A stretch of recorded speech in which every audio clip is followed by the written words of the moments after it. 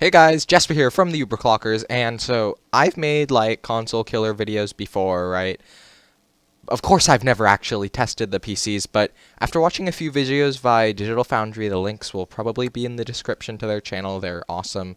Um, I've come up with a build for a console killer that will actually kill consoles. Let's find out what it is. Well, actually I already know what it is, but you guys don't, so yeah. Okay, so after watching a few videos by Digital Foundry, I've actually realized, well, they actually realized that that the GTX 750 Ti is actually a very capable graphics card, and it can actually match consoles as long as you set the resolution and the settings right. Because as you know, consoles do not operate at they do not push 1080p a lot of the times. A lot of the times they'll be doing 720p, 792p in the case of the Xbox One, 900p, stuff like that. And so they figured out that the 750 Ti, of course you'll have to overclock this thing to get console performance, but the 750 Ti can actually match consoles on a lot of games. So yeah, let's start out with the CPU of this build. So for the CPU for this build, I chose the so what Digital Foundry used was they used a Pentium G3258, which you can substitute in for the one that I'm using in this if you want, but there were some bottlenecks. And they also used an i3 4130, which was great. It didn't bottleneck at all. No less performance because of the i3. So since this was actually like the cheapest i3 I could find, I chose the i3 4150, which is a step up from the 4130, which is always nice, and it's also cheaper right now.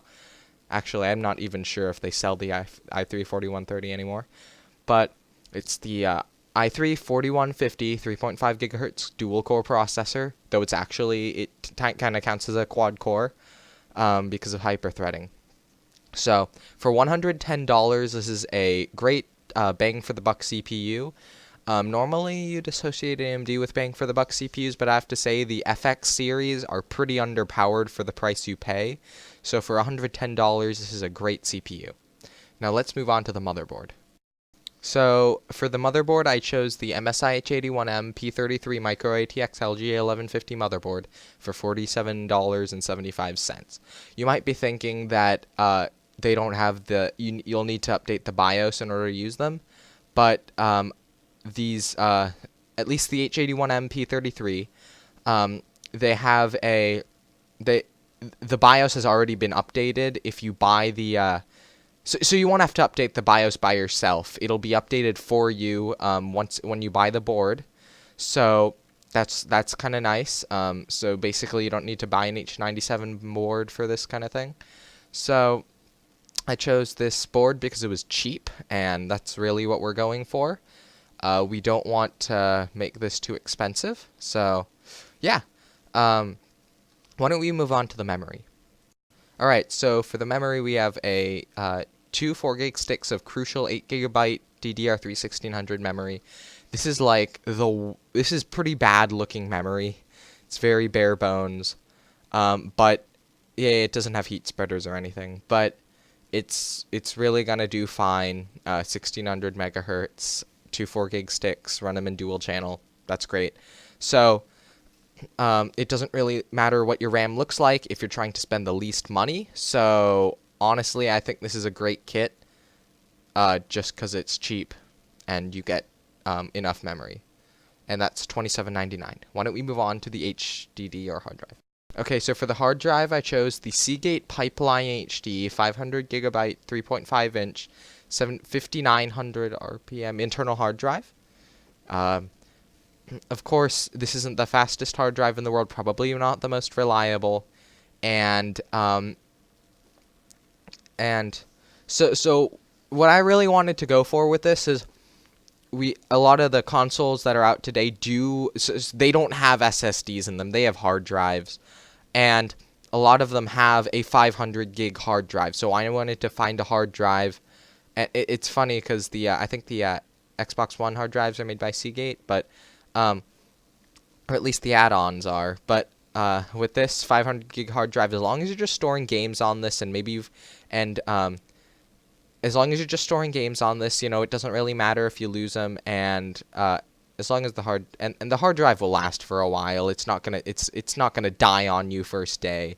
So, but as always with hard drives, it's not whether it's going to die, it's when it's going to die.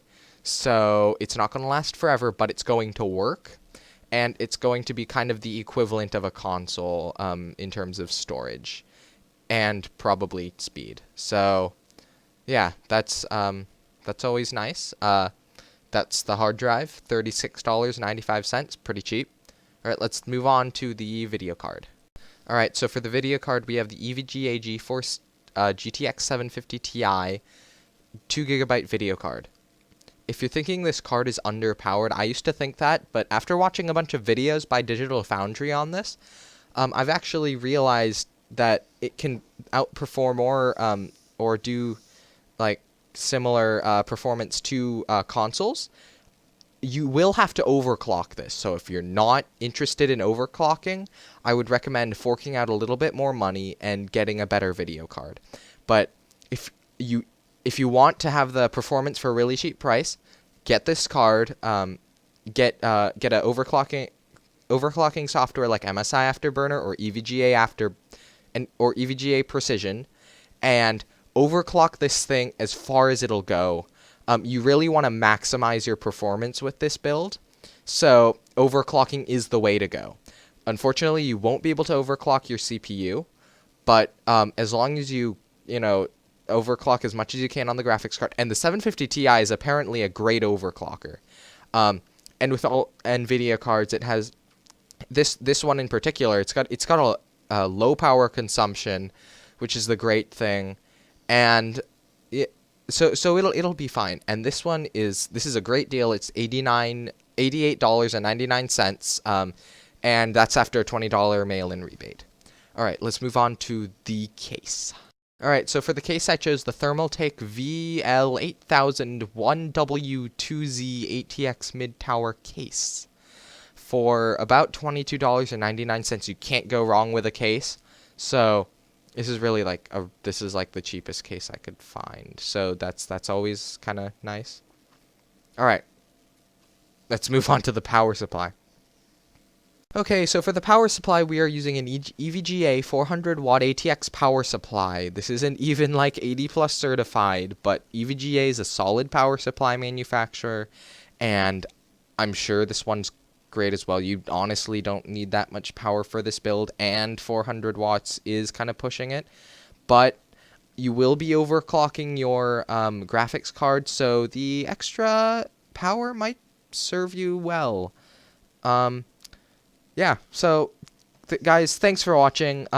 Remember to like and subscribe. If you don't like the fact that I did not put in a OS, and it's because you could always go with something like Steam OS, or I'm pretty sure you can get Windows 10 cheap off of like Software Swap, and there are ways of getting a Windows OS pretty cheap. So I would recommend you do that if you're going for a budget build. So yeah, thanks guys for watching. I hope you enjoyed.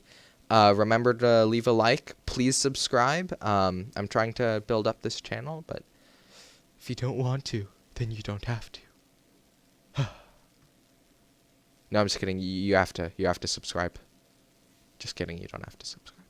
Anyway, thanks guys for watching. See you in the next video. I'm pretty sure some other YouTuber already says that. I don't know. Roll the outro. Yeah. Hey guys, thanks for watching. Click the subscribe button to subscribe. Click the thing above for more videos. I'm running out of time.